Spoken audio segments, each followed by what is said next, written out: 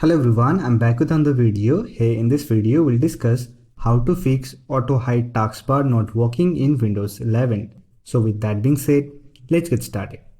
If you are not able to use auto hide taskbar feature on your system, then first of all you have to enable the feature.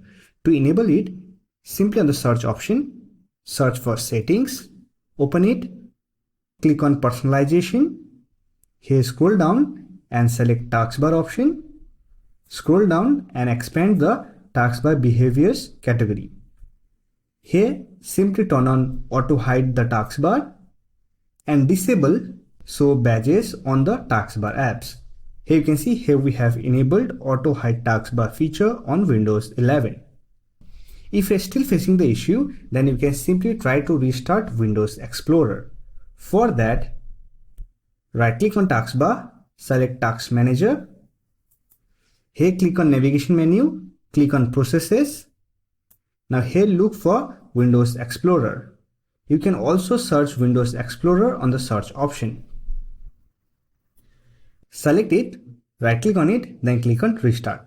And this will fix the auto hide taskbar not working in Windows 11.